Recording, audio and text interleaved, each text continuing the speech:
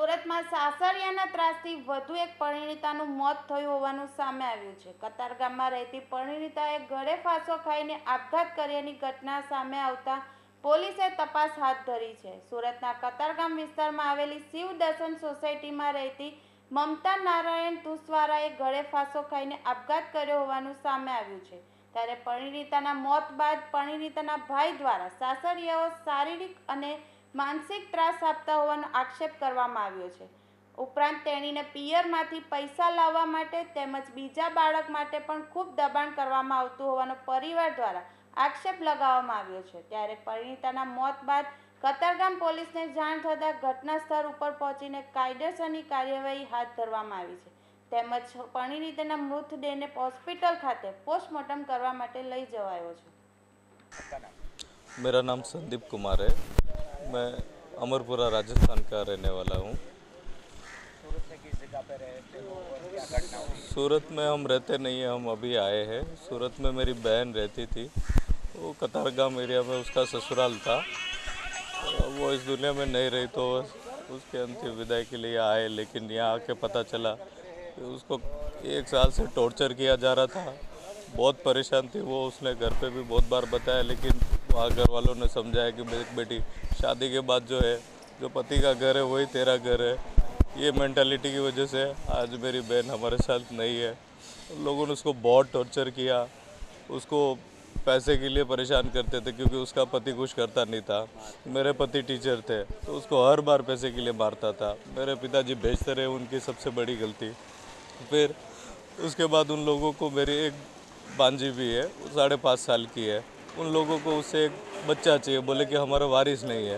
तो उनकी एक उदयपुर वाली लड़की है, बड़ी लड़की, उनका संगीता नाम है।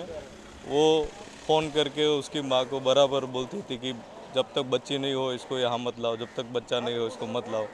वो नहीं जाती थी, बोला मेरे को यही रहना, तुम लोग मारो पीटो लेकिन मैं नहीं जाऊँगी। मेरे माँ बाप को क्यों परेशान करूँ, मैं नहीं जाऊँगी। मेरे को आप मारो, जो भी करो, मैं यही रहूँगी। मरने से 2 दिन पहले से उसके झगड़े चालू थे।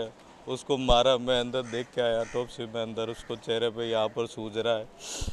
और मारा साहब, उसके घर पे भी सब बिखरा हुआ था। जो लोग गए वो बता रहे थे कि घर पे भी सामान खाने का बिखरा हुआ था। और वो ऐसा बोल रहे कि उसने उसकी बेटी को बाहर धक्का दिया और खुद अंदर बंद हो गया। ऐसा नहीं, कभी नहीं करती साहब, वो बहुत हिम्मत वाली थी। जो लड़की 7 साल तक रिश्ता निभाती है वो ऐसे एक दिन में नहीं सुसाइड करती है साहब।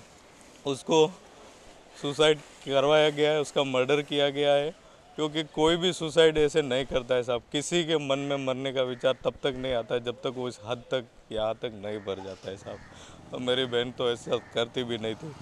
उसको अभी 1 दिन पहले इस बात पे मारा उसकी सास ने कि उसने उसके पति का घूंघट नहीं निकाला था। साहब ये दकियानूसी बातें, इन चीज़ों की वजह से पता नहीं समाज कहाँ तक पहुँचेगा, लेकिन इन लोगों के दिमाग में अभी भी इस बात का कचरा भरा हुआ है। और इस छोटे छोटे कचरों की वजह से मैंने अपनी बहन खो दी है।